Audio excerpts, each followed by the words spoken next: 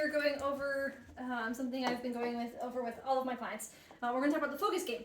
So the focus game is something that builds engagement. You're using your body for this. You're not going to use your words. You're not going to use your voice at all. Not at this stage. At the starting stage, you're going through 3 steps, and you're using your body. Dogs, first and foremost, learn through body language. They communicate best through body language, so it's just the easiest thing to do. With Clover, I have all different visual cues for things. So when she's out in the field and I'm going, Clover, come, this is my visual. And her and I have been together since she was 8 weeks old, so she's really keyed into my body language. But nonetheless, we're going to use our body, not our words. You need your moist, meaty treats. If your dogs love it enough, you can use their kibble. And you're going to have a pouch or a bowl or a pocket or something. If you have a bowl, you can just easily do this. Pouches, pockets, just make sure you don't live in it. Next to it, but not in. And if you're outside or working with a distraction in the house, 6-foot leash. Try not to hold the leash. You want to hold the handle and give them the length. Give them the whole length of the leash so they have opportunities to learn. Obviously, you want to make sure that if we're trying to keep everybody in the house safe in their small spaces, adjust accordingly. There's 3 stages. So stage 1 is the invitation. You're going to make a big motion to bring your dog's attention into you. Step 2 is to maintain their attention and bring their energy down.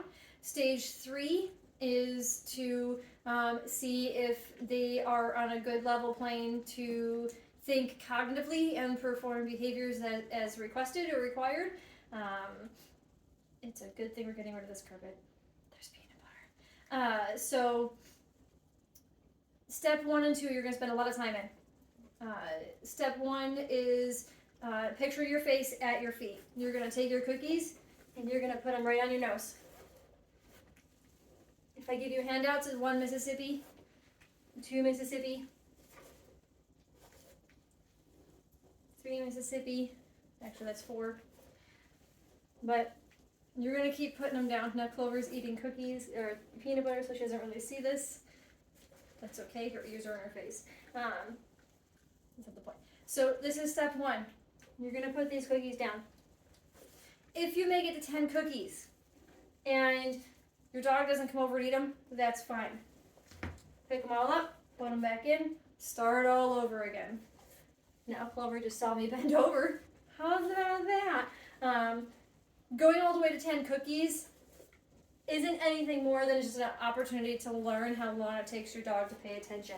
It's not anything other than that. It's just information. I love it.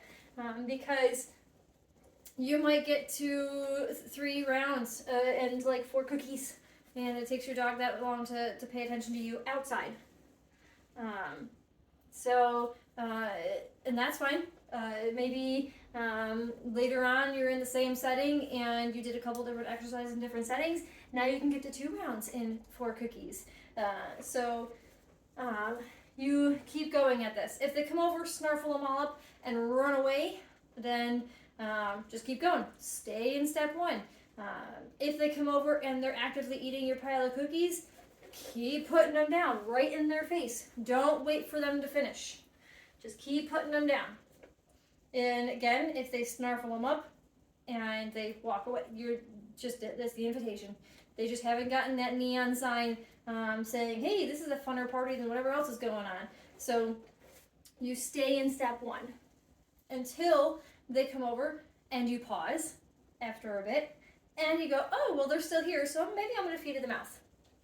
Stage 2 is if you hit that pause and they're still with you, then you feed to the mouth. But you're going to feed at the chin level. So, and this is my interpretation, you're going to feed at the chin level or just a little bit lower so they can eat it and choose whether they're going to re-engage with you or with their environment or what they're doing. So obviously peanut butter is better than this, which is fine. It's a good example. If they eat it out of your palm and then disengage, that's okay. Go back to step 1. It's not a problem because, again, they're learning something and we're helping them with something. So distracted puppies, overexcited puppies, scared puppies, it's just a starting point. Back to step 1. Just keep going. When they come back over, eat those, keep going. And then when you pause to eat out of your hand, you're just gonna go back to step 2. So you're gonna yo-yo back and forth between step 1 and 2 an awful lot. And that's fine, that's totally okay. Because we all start somewhere. When you can get into step 2 and they stay with you and you take a pause and they look around and they look back at you, winner. Ask for a skill. So Clover likes spins, she likes touch, she will chin. She's like, nope, I'm all peanut butter. So she'll chin, she'll do all different things. Peanut butter is much better. So getting to stage 3 is great because that's where you can start working on different things. But this whole focus game is amazing. It builds a foundation so they can build confidence. Confidence is key. Without confidence, we really can't do a whole lot. It will bring those really, really hyper puppies down an octave, and then they'll be able to function cognitively. So if you can't get any kind of training in whatsoever, this is the place to start, so that they can come in, they can engage with you, and you're building a relationship. So I love this focus game. For those of you who have worked with me before, we've worked on different things. This might be a little bit of a trip up for you, but in the end, I think it makes things easier in helping with some of your challenges and helping with different things. So fears of doorways, fears of people, of other dogs, reactivity. It can do so many things. So reach out and we'll talk about how this can be applied in different settings. But this focus game I love it. I think it's a big game changer. So I'm just taking everything I learned and I bring it to you guys. So any questions, feel free to reach out, give a comment, email, anything you'd like, so I can work with you on these.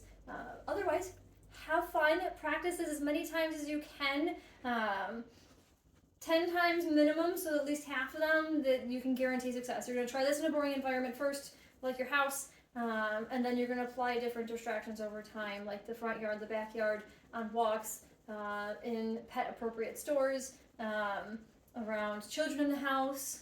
A better way to bring down a hyper puppy with children in the house than the focus game. So many different things. But yeah, good job. All right, go find. All right, have any questions? Reach out, guys.